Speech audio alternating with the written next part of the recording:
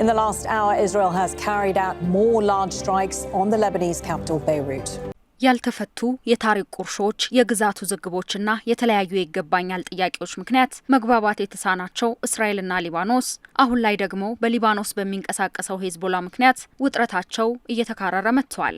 ታዲያ ከሰሞኑ እስራኤል ከሊባኖስ ጋር የከፊል የተኩስ አቁም ስምምነት ተስፋዎች ላይ ባለችበት ተስፋ አስቆራጭና ይልቁንም ገዳይ የሆነ ጥቃት በደቡባዊ ሊባኖስና በቤሩት አቅራቢያ መፈጸሟ የውጥረቱን ትኩሳት የሚያጋግል ሆኗል። ዛሬ ወጡ መረጃዎች በደቡባዊ ሊባኖስ በኩል በቤሩት አቅራቢያ የእስራኤል ጦር ከባድና ገዳይ ጥቃት መፈጸሙን አመልክተዋል። ተፈጽሟል በተባለው የእስራኤል ጥቃት የ6 ሰዎች ሕይወት መቀጠፉን የሕክምና ምንጮች አረጋግጠዋል።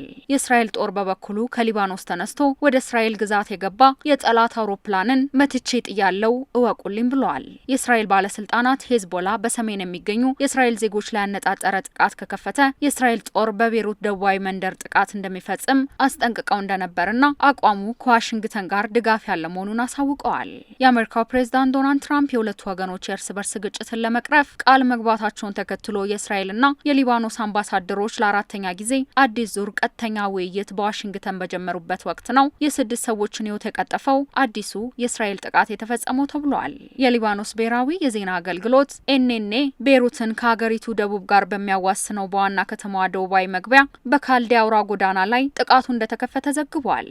በሀገሪቱ ደቡባዊ ክፍል በሚገኙ 20 አካባቢዎች ላይ ድብደባ መፈጸሙም የተዘገበ ሲሆን የእስራኤል ጦር በበኩሉ የደቡባዊ ሊባኖስ መንደሮች ነዋሪዎች በአካባቢው ሊፈጸም ከሚችለው ጥቃት አስቀድመው አካባቢውን ለቀው እንዲወጡ ማስጠንቀቁን ገልጿል። ጥቃቱን ተከትሎ ተጎጂዎችን ለማትረፍ የአደጋ ጊዜ ሰራተኞች በአካባቢው ሲረባረቡ ታይተዋል።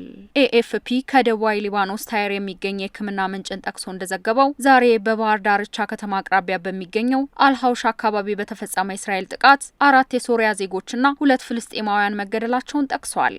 ትላንት ማክሰኞ የእስራኤል ጦር የሄዝቦላ አባላት በታይር ከተማ እየተንቀሳቀሱ መሆናቸውን የሚገልጽ መግለጫ በማውጣት ቡድኑ ስፍራውን የማይለቅ ከሆነ በስፍራው ያሉ ሌሎች ነዋሪዎች አካባቢውን ለቀው እንዲወጡ በማስጠንቀቅ ጥቃት ሊፈጸም እንደሚችል ፍንጭ ሰጥቶ ነበር። ይሁንና የእስራኤል ጦር አዲሱን ጥቃት በደቡባዊ ሊባኖስ በኩልና በቤሩት አቅራቢያ አድርጓል።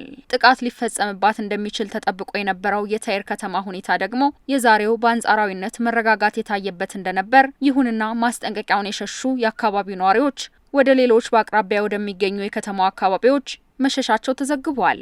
የዛሬው ጥቃት የእስራኤል ጦር ከ2 አስርተ ዓመታት በኋላ በሊባኖስ ከፍተኛ የሆነ የጥቃት ዘመቻ አባብሶ በቀጠለበት ወቅት የተወሰደ እንደሆነም ተመላክቷል።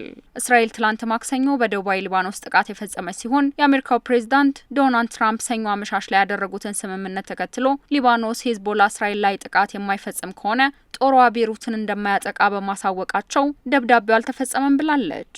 ኢራን በበኩሏ እስራኤል በሊባኖስ ላይ የምትፈጽመው ጥቃት ከአሜሪካ ጋር ጦርነቱን ለማቆም የምታደርገው ድርድር አደጋ ላይ የሚጥል መሆኑን አስታውቃለች። የተባበሩት መንግስታት ድርጅት የእስራኤል ጦር ከሀገሪቱ 1/8 አካባቢ ነዋሪዎች ከመኖሪያቸው ለቀው እንዲወጡ ካስጠነቀቀ ወዲህ 1 ሚሊዮን ሰዎች መፈናቀላቸውን አስታውቋል። እስራኤል በደቡባዊ ሊባኖስ የጀመረችው የማጥቃት ዘመቻ ለዘመናት ታሪክ የሆኑ ቅርሶችን ለውድመት በማጋለጥ የግጭቱ አስከፊነትን ነገም የማይረሳ እንደሚያደርገው ጠቋሚ መሆኑን በርካቶች እየገለጹ ይገኛሉ። የተኩስ አቁሙም ቢሆን እዚህ ግባ የማይባል መሆኑ ጥቃቶቹ እንዳይቆሙ ያደረገ ሲሆን ባሳለፍነው ቅዳሜ እንኳን የእስራኤል ጦር በደቡባዊ ሊባኖስ ከሚገኙ ትላልቅ ከተሞች አንዱ በሆነው በናባቲ ከተማ አቅራቢያ በሚገኝ 900 ዓመታቱን ያስቆጠረ ታሪካዊ ስፍራ ላይ የጥቃት ዘመቻ ከፍቷል። ጥቃቶቹ በዚህ የሚቀጥሉ ከሆነ ታሪካዊ ቅርሶችና ስፍራዎች የተጋረጠባቸውን አደጋ ይበልጡን በንጹሃን ዜጎች ላይ የሚደርሰው ሞትና ሰቆቃ ሃይባይ ካላገኘ መጥፎ የታሪክ ጠባሳ ሆኖ መቀጠሉ አይቀሬ ነው።